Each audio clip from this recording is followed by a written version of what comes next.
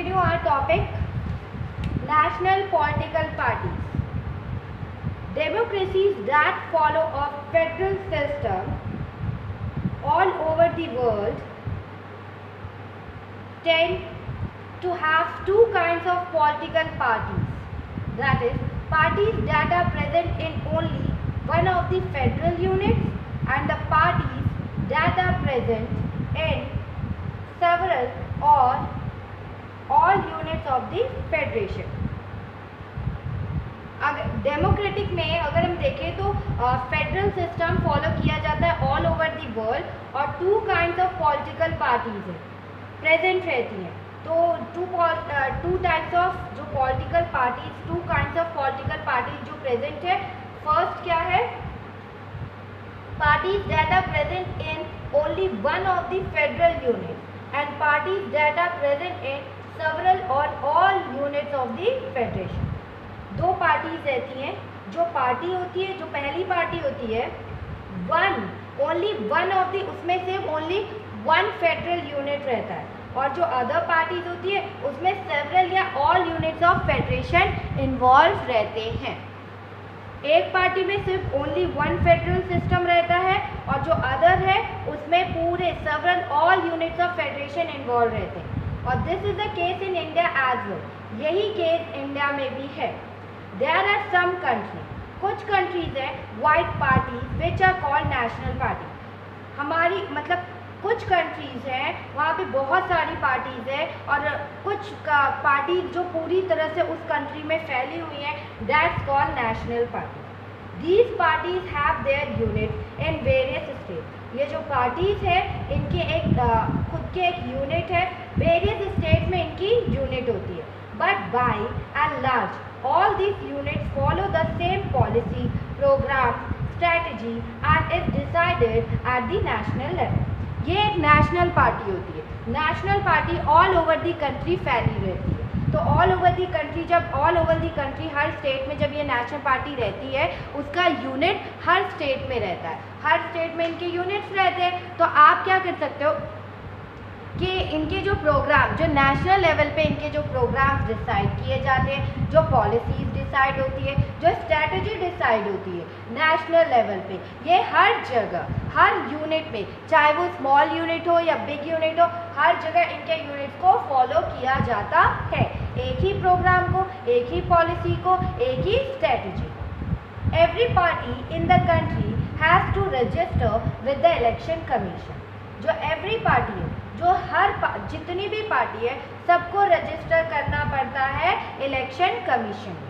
While the commission treats all parties equally, it offers some special facilities to large and established parties. जो election commission है वो सारी parties को equally treat करता है और वो ऑफर करता है कुछ स्पेशल फैसिलिटी टू लार्ज और एस्टैब्लिश्ड पार्टी को. वो कुछ स्पेशल ऑफर्स या स्पेशल फैसिलिटीज देता है. एंड यू कैन से कि टू काइंड्स ऑफ जो पॉलिटिकल पार्टीज है, एक पॉलिटिकल पार्टी की जैसे चाइना में आपने देखा था कम्युनिस्ट पार्टी थी एंड दैट इज, लेकिन इंडिया में क्या है, फेडरल यूनिट्स डिवाइड है. मतलब इसमें काफ़ी पार्टीज इन्वॉल्व रहती हैं. And these parties are given a unique symbol. Only the official candidate of that party can use the election symbol. In parties को, सब पार्टीज को एक यूनिक सिंबल दिया जाता है. जैसे मायावती का हाथी है, बीजेपी का कमल है और कांग्रेस का हाथ है एंड सपा पार्टी का साइकिल. तो सब पार्टीज को अलग अलग सिंबल दिया जाता है और जो ऑफिशियल कैंडिडेट होता है उस पार्टी का, वो ही उस इलेक्शन सिंबल को यूज करता है. जो ऑफिशियल पार्टी होता है उसका जो ऑफिशियल कैंडिडेट होता है वही उस पार्टी का यूज करता है, वही उस सिंबल का यूज करता है. Parties that get this privilege and some other special facilities are recognized by the election commission for this purpose. जो पार्टीज होती है दैट गेट, मतलब पार्टीज को, जिस पार्टीज को ये प्रिविलेज मिलती है या सम अदर फैसिलिटी जो इलेक्शन कमीशन हमें प्रोवाइड करती है, are recognised by the election commission for the purpose, are recognised by the election commission. जो पार्टीज है उन्हें कुछ प्रिविलेजेस दिए जाते हैं और कुछ स्पेशल फैसिलिटीज दी जाती है, और उन्हें ये कौन देता है? इलेक्शन कमीशन देती है। तो इसीलिए जो इलेक्शन कमीशन इन्हें फैसिलिटीज देती है, प्रिविलेजेस जो मिलते हैं इन्हें, उसे हम क्या कहते हैं? Recognised political party, that is recognised हम कहते हैं, ठीक है।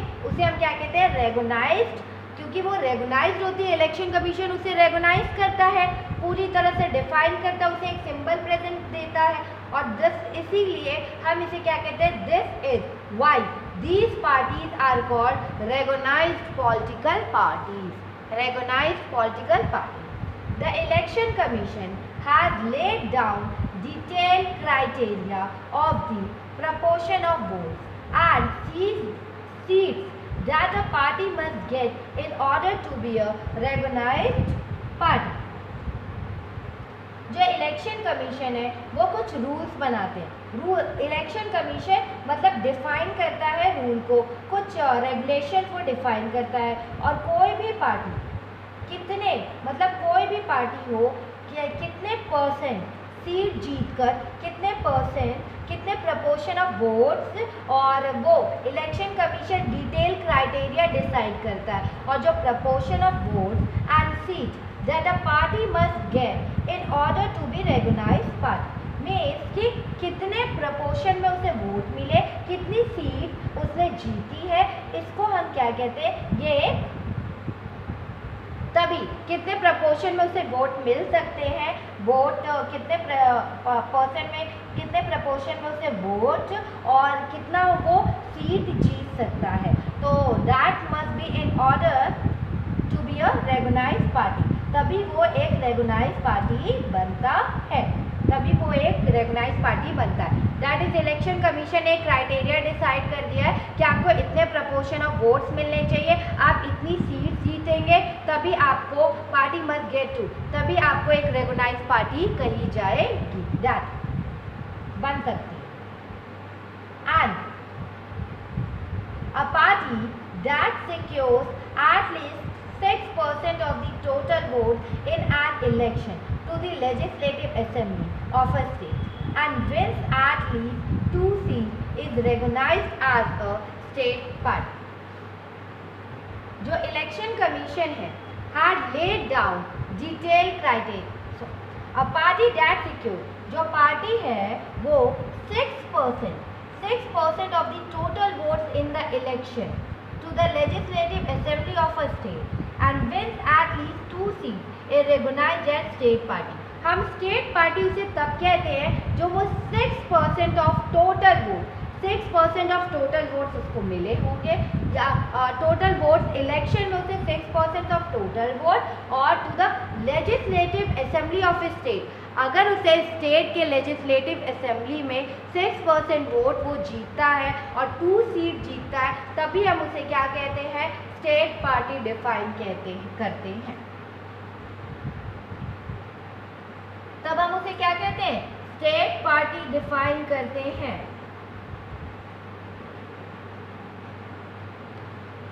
That is a party that secures at least election to the legislative assembly. अगर कोई भी पार्टी लेजिस्लेटिव असेंबली लोकसभा चुनाव में जितने भी वोट्स उनसे मिले, मतलब जितने votes total number of votes में से, या टोटल नंबर ऑफ वोट्स में से जो इलेक्शन हुआ है लेजिस्लेटिव असेंबली का, उसमें से उसे 6% वोट मिलना चाहिए, एटलीस्ट 6% उसे मिलना चाहिए, और 2 सीट अगर वो जीतती है तो हम उसे क्या डिफाइन करते हैं?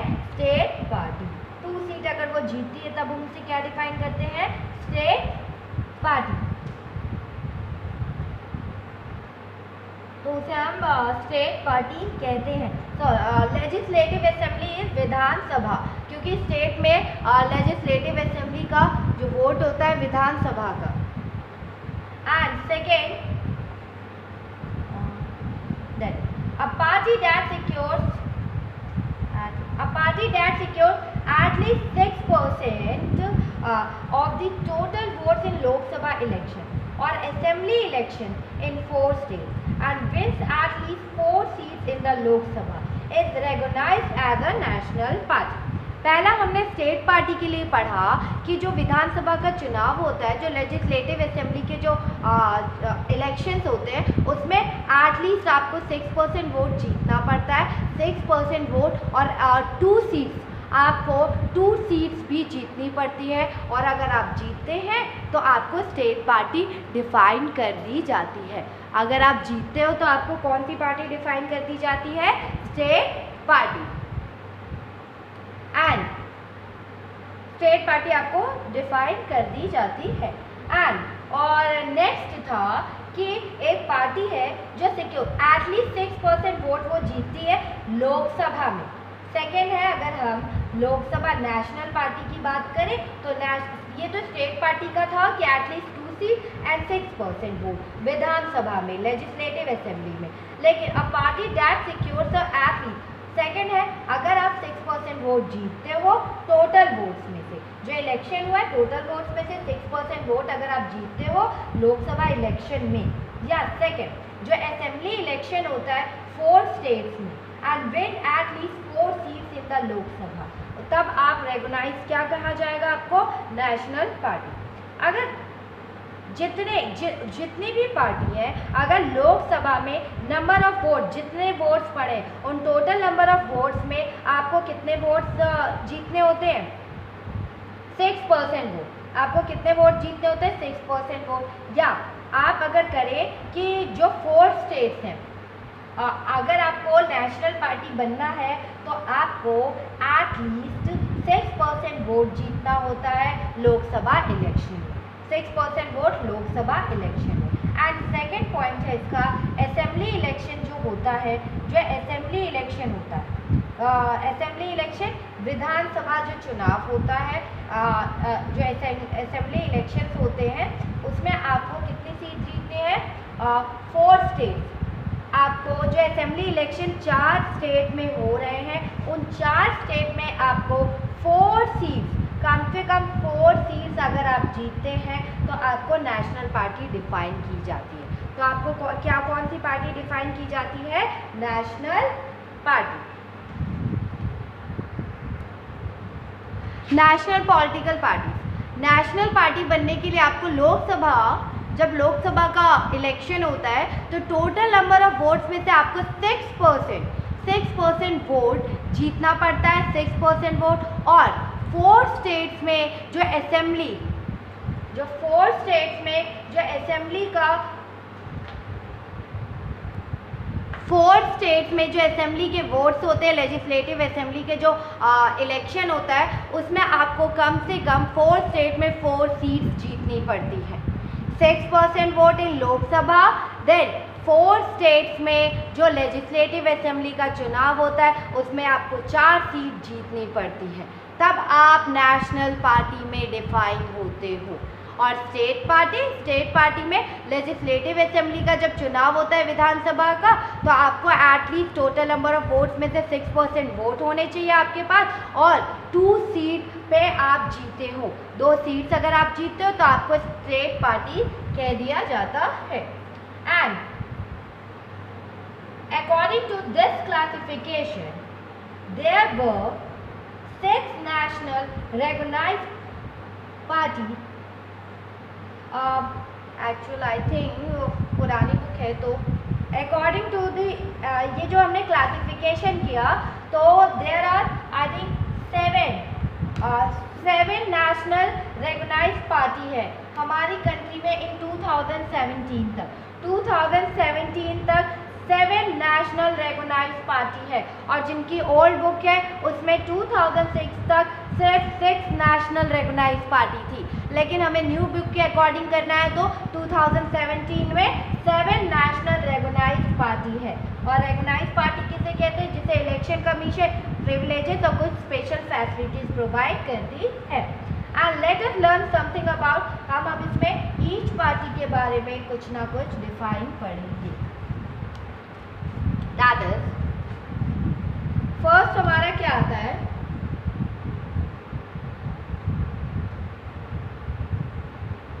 All India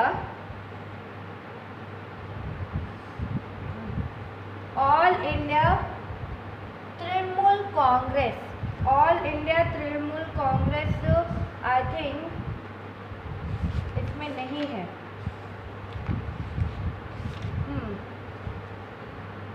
all India Trinamool Congress. आप नेक्स्ट पढ़ते हैं, that is all India Trinamool Congress में थोड़ा सा डिफाइन कर देते हैं। जस्ट 1 जनवरी 1998 को ममता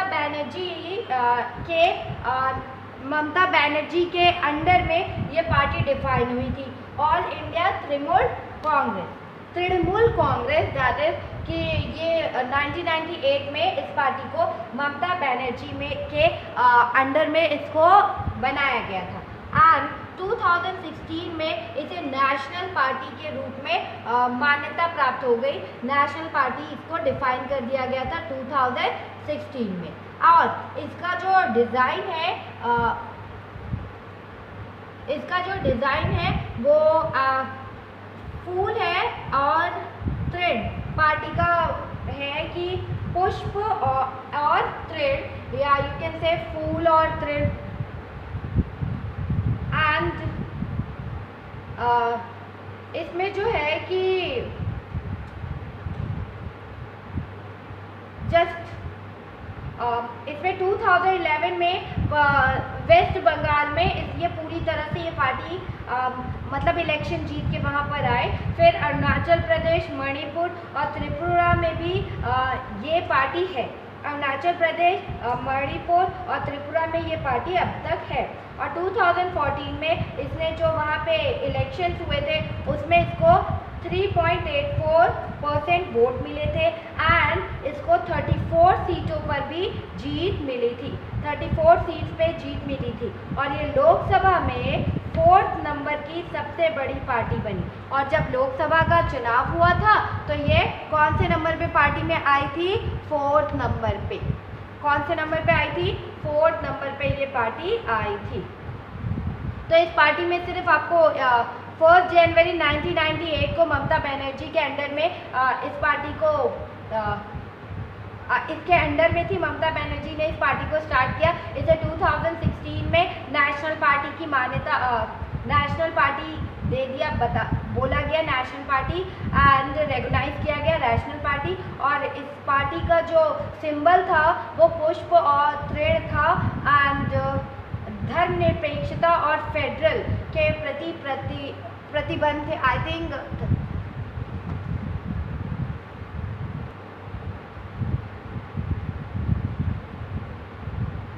and second is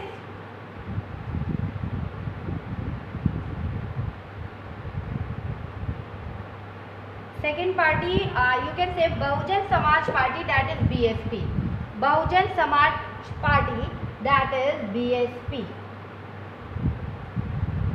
and in BSP formed in 1984, ये जो BSP formed हुई थी that is जो आपका ऑल इंडिया तृणमूल कांग्रेस थी, that is all India Trinamool Congress भी 1998 में फॉर्म हुई थी। 1998 में वो भी फॉर्म हुई थी, वो फॉर्म 1998 में हुई थी और 2016 में उसे नेशनल पॉलिटिकल पार्टी डिफाइन किया गया। एंड उस पार्टी का जो सिंबल था दैट इज पुष्प एंड तृण एंड वो फेडरल सिस्टम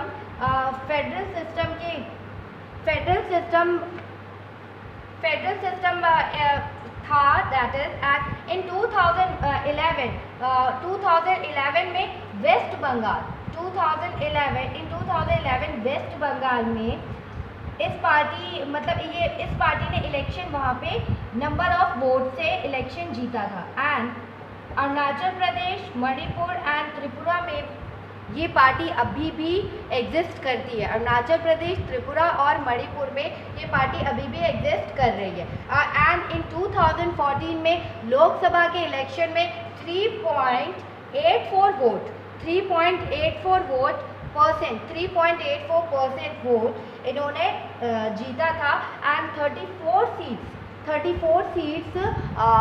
34 सीट्स इन्होंने इलेक्शन में विन की थी। And after that fourth number पे ऑल ओवर इंडिया में इनकी जो पोजीशन थी वो 4th थी। इनकी जो पोजीशन ऑल ओवर इंडिया में लोकसभा के इलेक्शंस में 4th थी। Next, Bahujan Samaj party. Bahujan Samaj party formed in 1984। जो बहुजन समाज पार्टी थी that is formed in 1984। Second, under the leadership of Kanshi Ram. ये जो बहुजन समाज पार्टी फॉर्म हुई वो 1984 में ये पार्टी फॉर्म हुई। और किसके अंडर ये फॉर्म हुई? Under leadership. कौन लीडरशिप था? अगर हम तृणमूल की बात करें तो ममता बनर्जी इसकी लीडरशिप थी, और अगर इनकी बात करें तो स्वर्गीय Kashiram, I think Kashiram, leadership of Kashiram थे। और आई थिंक अगर लेटेस्ट देखा जाए तो वो लेट स्वर्गीय राम है, उनकी डेथ हो चुकी है। 1984 में उन्होंने 1984 में बीएसपी को फॉर्म किया गया था 1984 में। और कौन सी लीडरशिप थी? किसकी लीडरशिप? स्वर्गीय कांसी राम के अंडर में। And seeks to represent the secure power for the Bahujan Samaj, which includes the Dalit, Adivasi, OBCs and religious minorities. जो काशीराम के अंडर में इस पार्टी को फॉर्म किया गया था, और इस पार्टी ने क्या किया था? सिक्योर किया था power for the Bahujan Samaj. Means कि इनके अंडर में ये पार्टी की लीडरशिप के अंडर में इस पार्टी को फॉर्म किया गया 1984 में। और जो ये बहुजन समाज पार्टी थी जिसमें आप दलित, आदिवासी, ओबीसी और रिलीजियस माइनॉरिटी इसमें इस पार्टी में इंक्लूडेड थे। इस पार्टी में कौन कौन से लोग इंक्लूड थे? Dalit, Adivasi, OBC and religious minorities. Religious minorities इसमें इंक्लूडेड थे। एंड इस पार्टी ने क्या कहा था? इस पार्टी ने कहा कि आप हमें वोट कास्ट कीजिए, हम आपको रिप्रेजेंट करेंगे, हम आपको सिक्योर पावर देंगे। बहुजन समाज ने ये कहा, और बहुजन समाज ने सिर्फ दलित, आदिवासी, ओबीसी और रिलीजियस माइनॉरिटीज के पक्ष में बात की। And draws inspiration from the ideas and teachings of Sahu Maharaj, Mahatma Phule, Periyar, Ramaswamy, Naicker and Baba Saheb Ambedkar. और पार्टी ने क्या कहा? पार्टी ने यही कहा कि हम आपकी पार्टी को, आपके दलित लोगों को, आदिवासी, ओबीसी और रिलीजियस माइनॉरिटीज के लिए ही इस पार्टी को बनाया गया है। एंड जो पार्टी थे उसको साहू महाराज, महात्मा फूले, पेरियार, रामास्वामी, नायकर और बाबा साहब अम्बेडकर के आइडियाज़ और जो टीचिंग है, इंस्पिरेशन इस पार्टी को कहाँ से मिला? इनको आइडियाज़ और टीचिंग साहू महाराज, महात्मा फूले, पेरियार, रामास्वामी, नायकर और बाबा साहब अम्बेडकर से इनको क्या मिला? इंस्पिरेशन और आइडियाज़ मिला। Stands for the cause of securing the interest and welfare of the Dalit and oppressed people, means कि stand for the cause of, इनके लिए क्या हुआ कि जो दलित थे और जो बिल्कुल माइनॉरिटीज पीपल थे या ऑप्रेस्ड पीपल थे, जो दलित थे और जो ऑप्रेस्ड पीपल थे, उनके लिए ये पार्टी, उनके लिए उन्होंने कहा कि हम आपके सिक्योर करेंगे आपके इंटरेस्ट को और वेलफेयर को, हम आपका वेलफेयर करेंगे। वेलफेयर मीन्स कल्याण करेंगे और आपके जो मतलब आपको सिक्योरिटी देंगे, एक आपके इंटरेस्ट को बचा के रखेंगे, आपके हितों की रक्षा करेंगे। दैट्स हितों की रक्षा is securing the interest means कि आपके पक्ष में वर्क करना या हितों की रक्षा करना। इस पार्टी ने यही कहा। और it has its main base in the, और इसका जो मेन बेस है वो उत्तर प्रदेश में है। इसका जो मेन बेस है वो कहाँ पर है? उत्तर प्रदेश में। Substantial present in neighbouring states like Madhya Pradesh, Chhattisgarh, Uttarakhand, Delhi and Punjab and form government in, ये इसका जो मेन बेस्ड है वो उत्तर प्रदेश में है।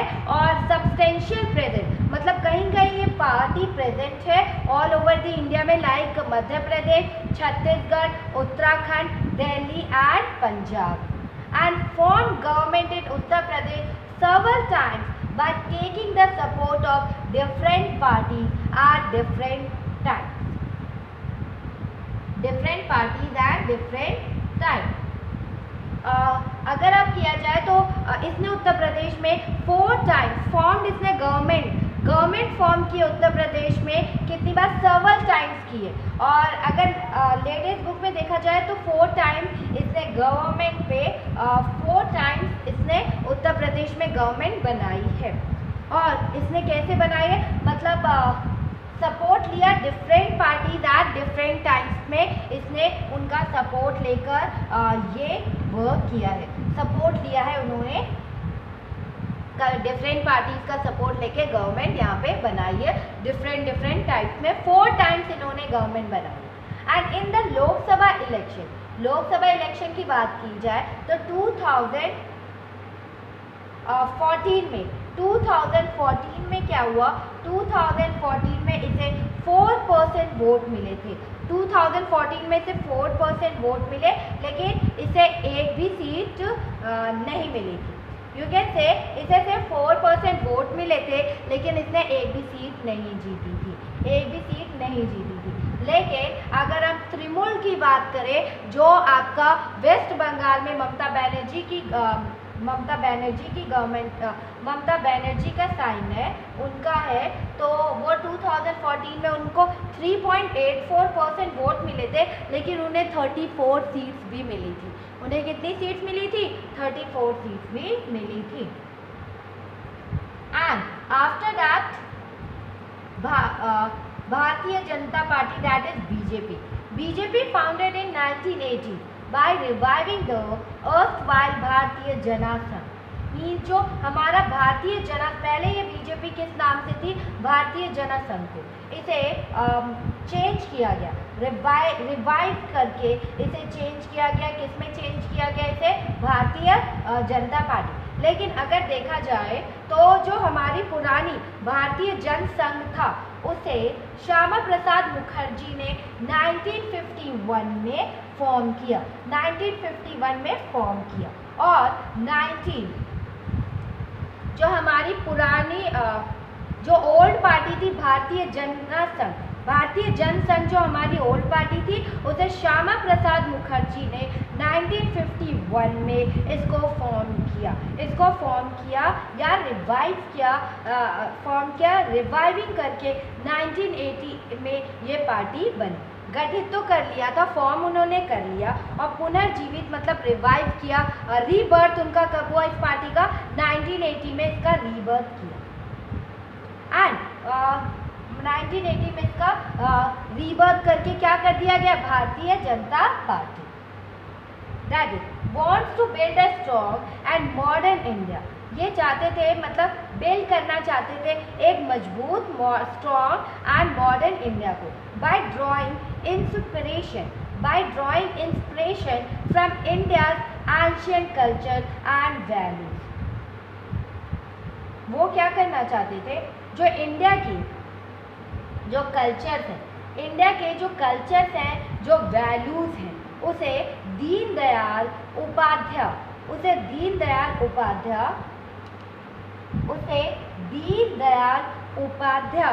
कि अगर थॉट्स को, दीनदयाल उपाध्याय के थॉट्स को ड्रॉ किया जाए, उनसे इंस्पिरेशन ली जाए, तो दैट इज, उन्होंने क्या कहा था कि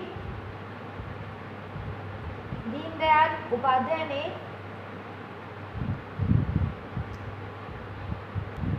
जो दीनदयाल उपाध्याय थे, उन्होंने कहा कि इंडिया को एक स्ट्रॉन्ग एंड मॉडर्न इंडिया बनाना है बाय ड्राइंग इंस्पिरेशन फ्रॉम, हमें इंस्पिरेशन किससे लेना है, that is Indian ancient culture and value से हमें इंस्पिरेशन लेना है।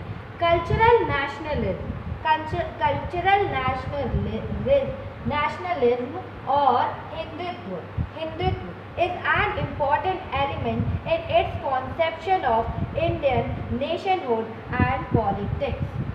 अगर हम देखें तो जो हमारा जो India by drawing inspiration, cultural nationalism जो है, हमारा जो हिंदुत्व है, वो एक इम्पॉर्टेंट एलिमेंट है in its conception of Indian nationalhood and politics का एक इम्पॉर्टेंट एलिमेंट है। यह हमारे पॉलिटिक्स के लिए, हमारे हिंदुत्व के लिए, हमारे नेशनल के लिए, नेशनलहुड के लिए बहुत ही एक इम्पॉर्टेंट एलिमेंट है, एक इम्पॉर्टेंट एलिमेंट है। क्या इम्पॉर्टेंट एलिमेंट है? हिंदुत्व या कल्चरल नेशनलिज्म बहुत इम्पॉर्टेंट एलिमेंट है। And want full territorial and political integration of Jammu and Kashmir with India, a uniform civil code for all people living in the country irrespective of religion and ban on religious conversion। means जो जम्मू कश्मीर को, जो हमारी जम्मू कश्मीर की जो party है, I think, हाँ, want full territorial and political integration of Jammu Kashmir with India।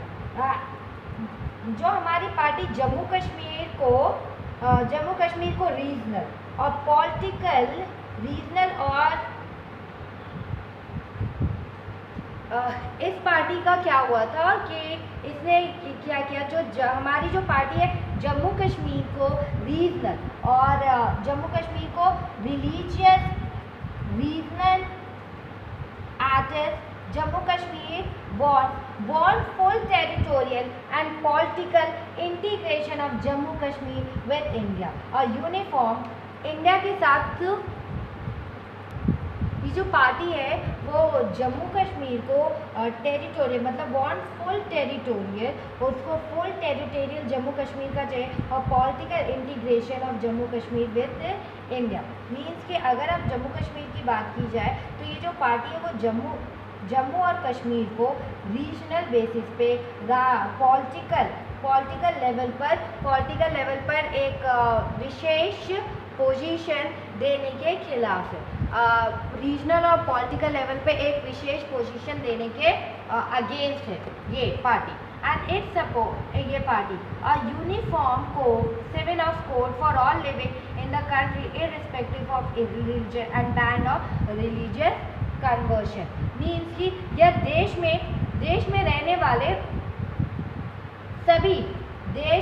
वाले सभी रिलीजियस, जितने भी रिलीजियस लोग हैं, सभी धर्म के लोगों के लिए इक्वल सिटीजन, मतलब सभी धर्म के लोगों के लिए यूनिफॉर्म, इंडिया में क्या हुआ, यूनिफॉर्म सिविल कोड बनाया गया for all people living in the country irrespective of religion and ban of religious conversion। सभी धर्म के लोगों के लिए या जो भी पीपल इंडिया में रहते उनके लिए यूनिफॉर्म सिविल कोड बनाया गया था, जितने भी people living in the country थे। एंड इसमें कहा क्या गया था, इसमें कहा गया था कि irrespective of religion and ban of religious conversation. Mean कि रिलीजन बैन उसने कर दिया था रिलीजियस कन्वर्शन में, मतलब ये जम्मू कश्मीर में क्या होता था कि आपका धर्म परिवर्तन कर दिया जाता था, रिलीजियस कन्वर्जन कर दिया जाता था, तो उसके अगेंस्ट थी ये पार्टी,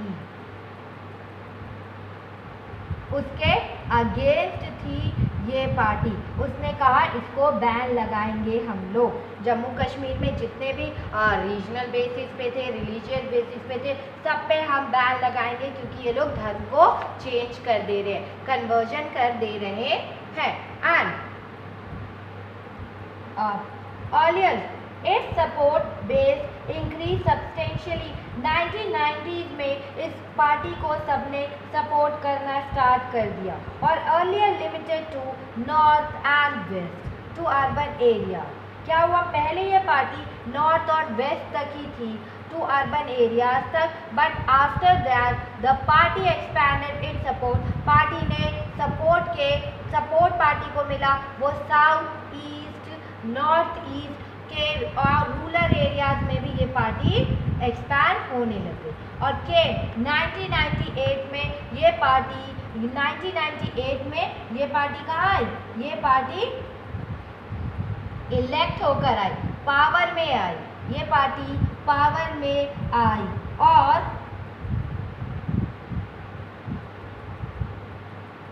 ये पार्टी पावर में आई, that is as the leader of the National Democratic Alliance including several state and regional party. इसने भी अलायंस करके ही गठबंधन के इसने भी अलायंस मीन्स कि जो हमारी नेशनल डेमोक्रेटिक अलायंस के जो लीडर्स हैं उस बेसिस पे ये पावर में आई। सर्वर स्टेट और रीजनल पार्टीज ने सपोर्ट किया तो ये पावर में आई 1998 में। और अगर आप बात करें 2004 में इसने क्या किया, लॉस द इलेक्शन। ये 2004 में इसने इलेक्शन वो हार गई और is the principal opposition party in the Lok Sabha. 2004 में ये इलेक्शन हार गई बट इन 2014 में क्या हुआ, लोकसभा इलेक्शन में 282 सीट ये जीतकर सबसे बड़ी पार्टी के रूप में आई। मीन्स 2014 में 282 सीट्स मिली थी इस पार्टी को और अभी सेंट्रल में यही पार्टी अब तक है, सेंट्रल में यही पार्टी अब तक है।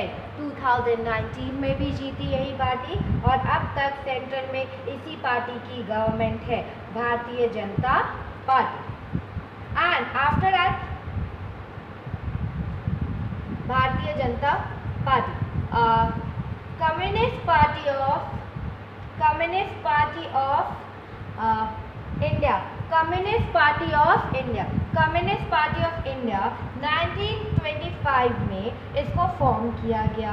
1925 में इसको फॉर्म किया गया और मार्क्सवाद, यू कैन से मार्क्सिम लेनिनवाद, Marxism Leninism, secularism and democracy. Means secularism you can say जो हमने तृणमूल पार्टी थी, जो हमारी तृणमूल पार्टी थी, ऑल इंडिया तृणमूल जो कांग्रेस थी, ममता बनर्जी की पार्टी, वो भी सेक्युलरिज्म और फेडरलिज्म के मतलब प्रतिबद्ध थी। फेडरलिज्म और सेक्युलरिज्म को मानती थी, प्रतिबद्ध थी। और अगर हम कम्युनिस्ट पार्टी ऑफ इंडिया की बात करें तो 1925 में इस पार्टी को फॉर्म किया गया और बिलीव किया गया जो मार्क्सिज्म थे, जो मार्क्सवाद थे या मार्क्सिज्म जो थे, लेनिनिस्ट थे या लेनिनवाद थे, मार्क्सवाद लेनिनवाद, and in English Marxism and Leninism, secularism and democracy में हमेशा आस्था रखते थे, सेक्युलरिज्म और डेमोक्रेसी को मानते थे। And oppose to the force of secessionism and communalism, और अपोज करते थे अपनी ताकतों को, मतलब किसके अगेंस्ट थे वो, सक्सेशनिज्म एंड कम्युनलिज्म, मतलब अलगाववादी, और जो कम्युनलिज्म होता है वो सांप्रदायिकता, मतलब दूसरी जगह कम्युनलिज्म मतलब कम्युनिटी को बांटना, आपस में बांटना, सेशन डिवाइड करना, तो इसके वो लोग अगेंस्ट थे, अपोज करते थे। और accept parliamentary democracy as a means of promoting the interest of the working class, farmer and the poor। ये पार्टी क्या करती थी, मतलब डेमोक्रेसी में ये पार्टी हमेशा क्या करती थी, जो प्रमोट एक्सेप्टिंग, जब ये एक्सेप्ट करती थी parliamentary democracy as a means, ये प्रमोट करती थी इंटरेस्ट ऑफ वर्किंग क्लास को, उनके हितों के लिए प्रमोट करती थी, फार्मर्स और पुअर्स को भी उनके हितों के लिए आगे बढ़ाने की बात करती थी, सिक्योर करने की बात करती थी। And became weak after the split in the party in 1964 that led to the formation of CPI।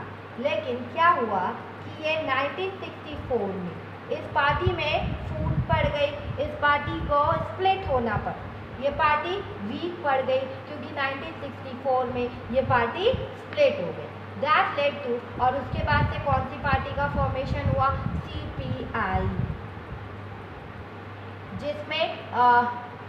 जिसमें क्या हुआ कि ये पार्टी स्प्लिट हो गई, और you can say M CPI में, जिसमें मकपा इससे अलग हो गई, एक पार्टी थी माकपा इसमें से अलग हो गई, और ये पार्टी क्या हो गई फिर से सिग्निफिकेंट प्रेजेंस इन द, ये पार्टी केरला, वेस्ट बंगाल, पंजाब, आंध्र प्रदेश और तमिलनाडु में है, और 1964 में इसमें फूट पड़ी, और इस पार्टी में से मकपा इससे अलग हुई, और इसके बाद ये जो पार्टी है वो बिल्कुल सिकुड़ती चली गई, और लेकिन अभी भी ये पार्टी केरला में है, वेस्ट बंगाल, पंजाब, आंध्र प्रदेश और तमिलनाडु में ये पार्टी अभी भी प्रेजेंट है, और it's support base had gradually declined over the year, जो इसका सपोर्ट बेस है वो डिक्लाइन होता जा रहा है, मीन्स कि धीरे धीरे इसका जो मतलब इसको जो सपोर्ट करते थे लोग, अब उसमें डिक्लाइन आ रहा है, declination. And it secured about 1.4% vote and 10 seats in 2004 Lok Sabha election. अगर 2004 की बात करें तो 1.4% इसने वोट जीता था, मीन्स कि 10 सीट्स इसने जीती थी, और 2014 की बात करें तो सिर्फ 1%, इसे 1% से भी कम सीट मिली थी, और उसको सिर्फ 1 सीट ही मिली, 1 सीट ही इसको मिली। अगर 2014 की बात करें तो 1% से कम सीट मिली, और इसको 1% से कम वोट मिला, और इसको सिर्फ 1 सीट ही मिली, 1 सीट इसे सिर्फ मिली। And advocates the coming together of all left parties to build a strong left front, currently supports UPA government from outside। जो इसमें क्या हुआ कि इस पार्टी को क्या कर रहे थे, एडवोकेट मतलब कमिंग टुगेदर, इस पार्टी में coming together of all left parties to build a strong left front, मतलब सब पार्टी जो लेफ्ट कर चुकी है पार्टी, इस पार्टी को स्ट्रॉन्ग बनाने के लिए सारी पार्टीज को कमिंग टुगेदर आना था, और करेंटली सपोर्ट यूपीए, ये करेंटली सपोर्ट यूपीए गवर्नमेंट को करती है फ्रॉम आउटसाइड से।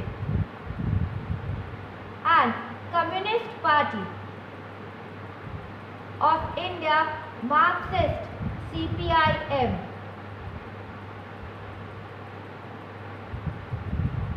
Communist Party of India CPI 1925, और जब इससे जो पार्टी अलग हुई that is Communist Party of India, Marxist या Marxist CPIM, that founded in 1964 में इसे फाउंड किया गया। और बिलीव क्या, ये कौन सी पार्टी है, ये किस पे बिलीव करते हैं, जैसे communist Party of India CPI 1925 वाले किस पे बिलीव करते थे, वो भी मार्क्सवाद और लेनिनवाद पे बिलीव करते थे, ये पार्टी भी मार्क्सवाद और लेनिनवाद पे बिलीव करती है। और सपोर्ट, ये सोशलिज्म को सपोर्ट करती है, सेक्युलरिज्म को सपोर्ट करती है एंड डेमोक्रेसी को सपोर्ट करती है, और अपोज करती है इम्पीरियलिज्म एंड कम्युनलिज्म को, ये भी अपोज करती है। मीन्स कि ये भी साम्राज्यवाद और सांप्रदायिकता मीन्स कम्युनलिज्म को ये भी इम्पोज करती है। Accept democratic election as a useful and helpful means for securing the objective of socio-economic justice in India। मतलब ये मानती है कि जो डेमोक्रेटिक इलेक्शन होते हैं वो बहुत ही यूजफुल होते हैं और हेल्पफुल होते हैं फॉर सिक्योरिंग, मतलब सिक्योर करने के लिए objective of socio economic justice, India में सोशियो इकोनॉमिक जस्टिस के लिए बहुत ही यूजफुल है। एंड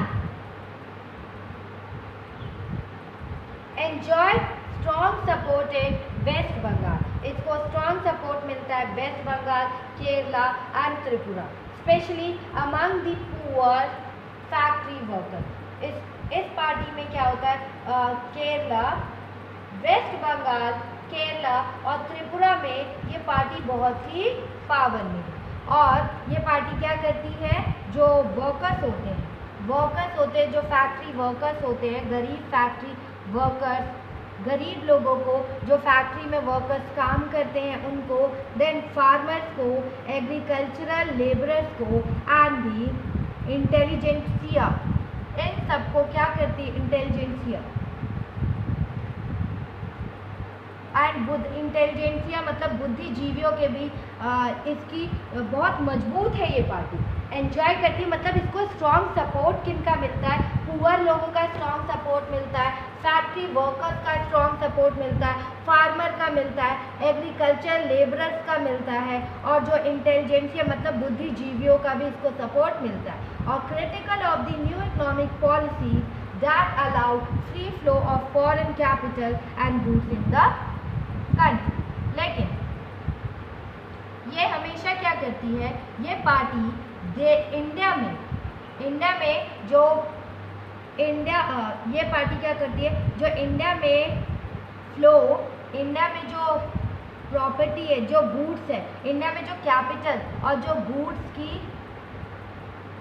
ये हमेशा क्रिटिकली अगेंस्ट रहती है। न्यू इकोनॉमिक पॉलिसी के ये क्रिटिकली अगेंस्ट रहती है। न्यू इकोनॉमिक पॉलिसी में क्या कहा गया है, अलाउ किया गया है फ्री फ्लो, मतलब आप फ्रीली फ्लो कर सकते हो, फॉरेन कैपिटल को ला सकते हो, भेज सकते हो, गुड्स को हमारी कंट्री इनटू द कंट्री, हमारी कंट्री में गुड्स को ला सकते हो, मतलब उनके कैपिटल्स को ला सकते हो, यहाँ पे इंडस्ट्रीज बेस बना सकते हो। तो इसके अगेंस्ट रहती है ये पार्टी हमेशा से।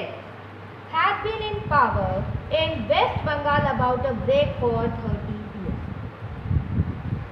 वेस्ट बंगाल में लगातार 34 ईयर्स में, वेस्ट बंगाल में लगातार 34 ईयर्स इसने राज किया है, मीन्स की शासन में रही, 34 ईयर्स ये पावर में रही है। वेस्ट बंगाल में 34 ईयर्स ये पावर में रही है। एंड 2014 के अगर इलेक्शन की बात की जाए तो 3% वोट इसे मिले थे, और लोकसभा में इसे 9 सीट्स मिली थी। 2014 के इलेक्शन की बात की जाए तो 3% सीट इसे मिली थी और 9 सीट, 3% वोट मिला था और 9 सीट मिली थी।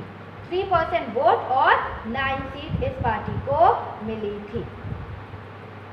After that Indian national Congress, अगर इंडियन नेशनल कांग्रेस की बात कही जाए तो हम इसे एक कांग्रेस पार्टी के नाम से जानते हैं। हम सब इसे क्या आमतौर पे किससे जानते हैं, कांग्रेस पार्टी के नाम से जानते हैं।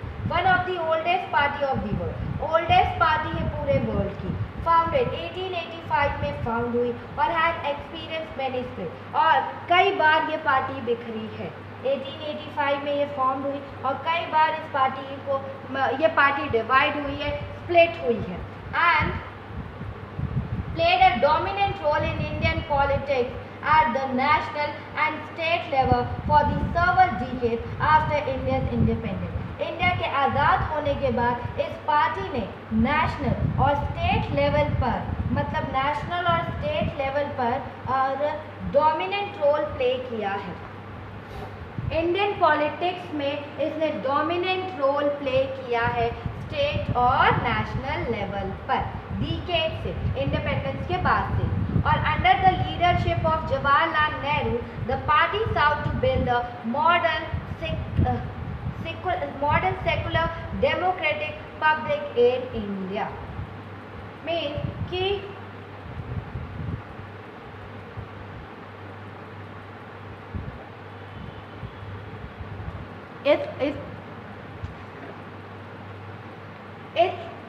Under the leadership Jawaharlal Nehru के लीडरशिप के अंडर में इस पार्टी ने क्या किया है, एक बिल्ड किया था modern secular political republic in India, एक modern secular democratic public in India इस पार्टी ने बिल्ड किया। एंड इसमें क्या कहा गया था, इसमें मॉडर्न सेकुलर मॉडर्न भी, ये पार्टी मॉडर्न भी होनी चाहिए, इंडिया सेकुलर भी होना चाहिए जहाँ पे हर धर्म को माना जा सके, और डेमोक्रेटिक रिपब्लिक होना चाहिए। That is ruling party at the centre till 1997 and then form 1980 to 89 और आफ्टर 1989 ये एक रूलिंग पार्टी थी। इसने लगातार 1971 से इस रूलिंग पार्टी थी 1971 से इस पार्टी ने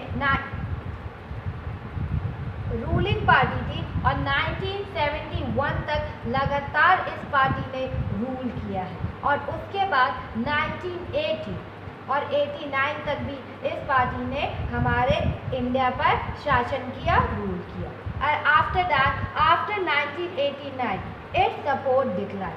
1989 में इस पार्टी को क्या हुआ, ये पार्टी डिक्लाइन होती रह गई, but it continued to be present throughout the country cutting across social division.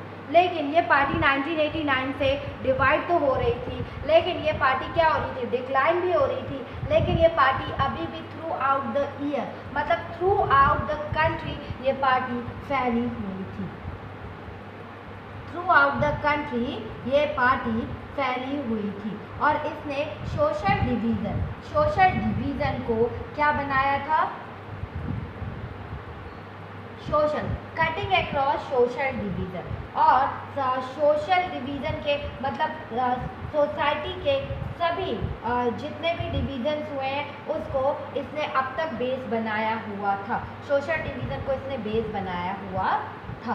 And a centrist party, neither rightist nor leftist, एक सेंटर की ये पार्टी थी, ना ही वो यू कैन से नाइदर राइटिस्ट थी और नॉर लेफ्टिस्ट पार्टी थी। एंड सेंट्रिस्ट पार्टी थी। In the ideological orientation the party espouses secularism and welfare of weaker section and minority। अपने मतलब यू कैन से एक सेंट्रिस्ट पार्टी थी, और ये क्या करती थी, एक आइडियोलॉजिकल ओरिएंटेशन को फॉलो करती थी, आइडियोलॉजिकल ओरिएंटेशन, ठीक है। वो ना राइटिस्ट पार्टी थी, यू कैन से ना वामपंथी थी ना दक्षिणपंथी, ठीक है। और इन इट्स आइडियोलॉजिकल ओरिएंटेशन के कारण धर्मनिरपेक्षता, सेक्युलरिज्म, धर्मनिरपेक्षता, इस पार्टी ने मतलब द पार्टी स्पाउसेस, उसने धर्मनिरपेक्षता सेक्युलरिज्म फॉलो किया, और वेलफेयर ऑफ वीकर सेक्शन और माइनॉरिटीज़ के उन्होंने कहा कि हम वीकर सेक्शन के लिए काम करेंगे, माइनॉरिटीज़ के वेलफेयर के लिए काम करेंगे, और सेक्युलरिज्म इनका क्या था, आइडियोलॉजिकल ओरिएंटेशन इस पार्टी का था secularism, welfare of weaker and minority. एक एजेंडा हर पार्टी का होता है, तो एजेंडे के तौर पे इन्होंने यही लिया, weaker section, minorities, secularism. After that supports new economic reform but with in a human faith, मतलब ये सपोर्ट कर रही थी न्यू इकोनॉमिक फॉर्म्स को, ये सपोर्ट कर रही थी न्यू इकोनॉमिक फॉर्म्स को, पर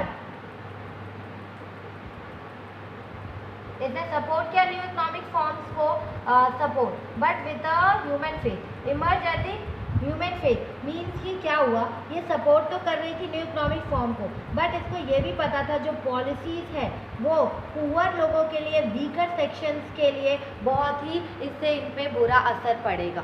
पुअर और वीकर सेक्शन पे इसका बहुत ही ज़्यादा बुरा असर, बुरा प्रभाव पड़ेगा।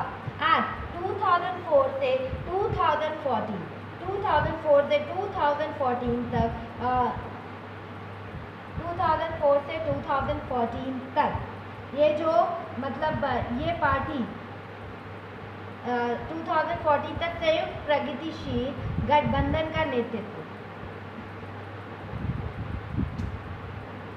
2014 के जो लोकसभा का इलेक्शन हुआ ये पार्टी हार गई और अभी भी ये अपोजिशन पार्टी की तरफ से जानी जाती है, अभी भी ये पार्टी अपोजिशन पार्टी की तरफ से जानी जाती है। और यू कैन से United progressive alliance coalition government at the centre. हाँ, इसने 2004 से 2014 तक क्या किया था, currently leading United progressive alliance कर लिया, कोलिशन कर लिया गवर्नमेंट एट दी सेंटर पर, ठीक है, गठबंधन का नेतृत्व ये इसने यूनाइटेड प्रोग्रेसिव अलायंस कर लिया, यूनाइटेड प्रोग्रेसिव अलायंस किया इसने 2004 से 2014 तक, क्योंकि ये 2004 में भी हार गई थी और 2014 में भी हार। And after that nationalist Congress party ने क्या कहा गया था, फॉर्म्ड इन 1999। ये पार्टी कब फॉर्म हुई थी, 1999 में ये पार्टी फॉर्म हुई और ये following a split in the Congress party. जैसे ही कांग्रेस पार्टी स्प्लिट हुई तो 1999 में नेशनलिस्ट कांग्रेस पार्टी फॉर्म हो गई और spouses democracy, Gandhian secularism, equity, social justice और फेडरलिज्म के लिए ये पार्टी काम करती थी। यू कैन से डेमोक्रेसी, गांधीयन, जो गांधीयन थे उनके सेक्युलरिज्म के लिए, इक्वालिटी के लिए और सोशल जस्टिस के लिए और फेडरलिज्म के लिए ये पार्टी काम करती थी।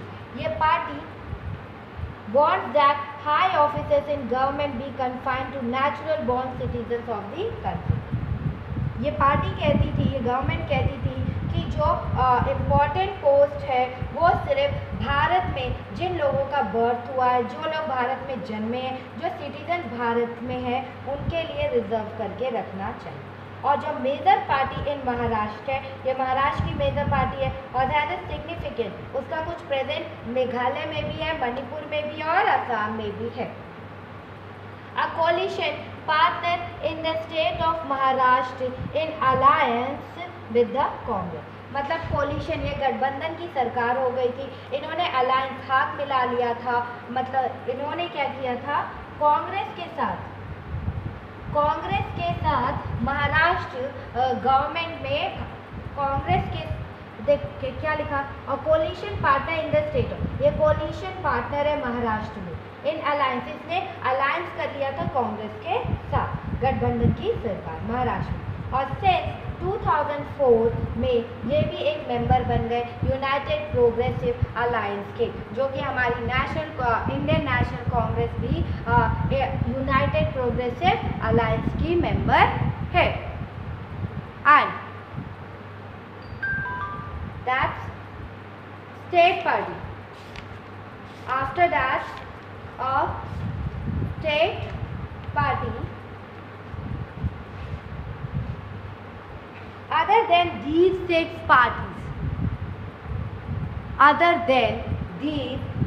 parties, most of the major parties of the country are classified by the election commission as state। मतलब अदर देन इन 7 पार्टीज़ को अगर आप छोड़ दें तो जो अदर पार्टीज़ है आपकी कंट्री में, उसे इलेक्शन कमीशन ने क्लासिफाइड किया है और उसे स्टेट पार्टीज़ की मान्यता दी गई है, उसे स्टेट पार्टीज़ की को में मान्यता दी गई है इलेक्शन कमीशन में। And these are commonly refer to as regional party, इसे हम रीजनल पार्टी भी कहते हैं स्टेट पार्टी को। And these parties need not to be regional in their ideology or outlook। मतलब ये जो पार्टी है ये हम अगर इसे रीजनल पार्टी कहते हैं, पर ये ज़रूरी नहीं होती कि ये अपनी थिंकिंग से या अपनी सोच से इन पार्टी को ये पार्टी रीजनल पार्टी ही हो, ये इम्पॉर्टेंट नहीं होता। रीजनल पार्टी अगर आप किसी को नाम दे रहे हो तो वो आइडियोलॉजी और आउटलुक से ये पार्टी ज़रूरी नहीं है कि आपकी रीजनल पार्टी हो। क्या पता थिंकिंग चेंज हो, इनकी विचारधाराएँ चेंज हो। Some of these parties are all Indian parties or India parties that happen to have succeeded only in some states. और जो कुछ पार्टीज हैं वो इंडियन पार्टीज हैं, पर इन्हें कुछ ही रीजनल में, कुछ ही स्टेट्स में हमेशा कुछ ही स्टेट्स में ये जीतती है। ठीक है, इनमें से जो पार्टीज है वो ऑल इंडिया पार्टीज भी हैं, लेकिन ये कुछ क्या होता है कि ये कुछ ही स्टेट्स में जीतती है। जैसे कि समाजवादी पार्टी हो गई आपकी, समता पार्टी हो गई आपकी, और आपकी राष्ट्रीय जनता दल हो गई। ये नेशनल लेवल पॉलिटिकल ऑर्गेनाइजेशन है with unit in several states. क्या होता है कि आपकी कौन कौन सी पार्टी हो गई? समाजवादी पार्टी और राष्ट्रीय जनता दल। जो समाजवादी पार्टी है हमारी और जो राष्ट्रीय समता दल पार्टी है, ये क्या करती है? इसका जो ये नेशनल लेवल पर पॉलिटिकल ऑर्गेनाइजेशन है और इसकी कई राज्यों में इसके यूनिट्स हैं। समाजवादी पार्टी और राष्ट्रीय जनता दल नेशनल लेवल पे इसके पॉलिटिकल ऑर्गेनाइजेशन है। नेशनल लेवल पे इसका पॉलिटिकल ऑर्गेनाइजेशन है और इसके कई जगह इसके units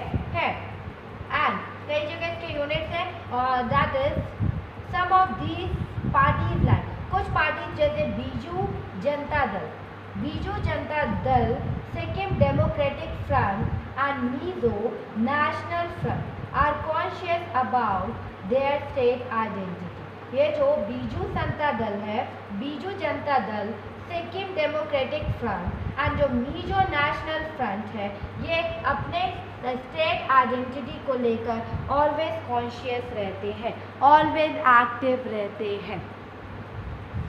and over the last 3 decades, अगर बात करें over the last 3 decades, the number and strength of these parties have expanded. कुछ डिकेड्स में क्या हुआ है? 3 decades में इन पार्टियों के जो नंबर ऑफ पार्टीज है, इनके स्ट्रेंथ भी इंक्रीज हुए हैं, नंबर ऑफ पार्टीज भी इंक्रीज हुए हैं। This made the parliament of India politically more and more diverse. और हमारी पार्लियामेंट में भी काफ़ी डाइवर्सिटीज आ गई हैं इसके कारण। And no one national party is able to secure on its own a majority in Lok Sabha। और कोई भी इसमें अगर देखा जाए तो इसमें से कोई भी पार्टी 2014 में जब इलेक्शन हुआ था तो इसमें से कोई भी पार्टी राष्ट्रीय किसी भी एक पार्टी का this made party of India more and more कोई भी national party is able to secure on its own. कोई भी नेशनल पार्टी मेजॉरिटी नहीं पाई। 2014 में किसी को मेजॉरिटी नहीं मिला था लोकसभा इलेक्शन में। इन पार्टीज की अगर बात की जाए तो एक राष्ट्रीय दल का या नेशनल पार्टी का मतलब कोई एक 2014 तक किसी एक नेशनल पार्टी का लोकसभा में मेजॉरिटी नहीं था। किसी भी एक नेशनल पार्टी का लोकसभा में क्या था? मेजॉरिटी नहीं था। और as a result the national parties are compelled to form alliance with the state party. और एज अ रिजल्ट क्या होता था? जो नेशनल पार्टी है उसे अलायंस करना पड़ता था स्टेट पार्टी से, मजबूर हो जाती थी हाथ मिलाने के लिए। और since 1996 nearly every one of the state party has got an opportunity to be a part of one or other national coalition government। और 1996 में क्या हो गया कि जो स्टेट पार्टीज थी, स्टेट पार्टीज़ को अब मौका मिल गया, वो नेशनल पार्टीज अब नेशनल पार्टी अलायंस करने लग गई। तो क्या हुआ, स्टेट पार्टी को भी मौका मिल गया अलायंस करने का और कोलिशन गवर्नमेंट अब बनने लग गई थी। And this has control to the strengthening of federalism and democracy in our country। और सारी स्टेट पार्टीज को ये मौका मिल गया था कि अब कोलिशन की बनेगी, तो नेशनल पार्टी से सब जुड़ रहे थे और इससे हमारे देश में फेडरलिज्म और डेमोक्रेसी हमारी कंट्री में क्या हुआ, स्ट्रेंथिंग में आई, पावर में आई, दैट इज पावर में आई। और अगर आप करें तो रीजनल पार्टी इन इंडिया, मतलब 13 अप्रैल 2018 तक की पिक्चर, अगर आपकी पुरानी बुक है दैट इज शो 6 जनवरी 2007 तक की है। ये भी एक ओल्ड बुक है, इसीलिए इसमें सिर्फ 2004 के बारे में ही लिखा है, 2014 का नहीं है। एंड आफ्टर डैट क्या हुआ, इस पार्टी में अगर लोकसभा के बारे में बात करें तो यह नंबर ऑफ पार्टीज इन्वॉल्व है, काफ़ी पार्टीज है। आप कह सकते हो आम जनता पार्टी भी है, आती है इसमें, Shiromani Akali party, Indian national लोक या इंडियन, काफ़ी पार्टीज है। You can read that is राष्ट्रीय लोकदल 1998 एंड सपा समाजवादी पार्टी 1992, ये जनता दल है, जनता दल 1999 एंड लोक जनशक्ति पार्टी 2000, राष्ट्रीय जनता दल 1990, राष्ट्रीय जनता दल हमारी 1998 में आई, फिर राष्ट्रीय लोक समता पार्टी भी इसमें ऐड हो गई 2013 में, देन सिक्किम डेमोक्रेटिक फ्रंट 1993 आया, फिर सिक्किम क्रांति रिवॉल्यूशनरी मोर्चा ये पार्टी भी आई 2013 में। सारी नई पार्टीज को भी इसमें ऐड करके बताया गया है।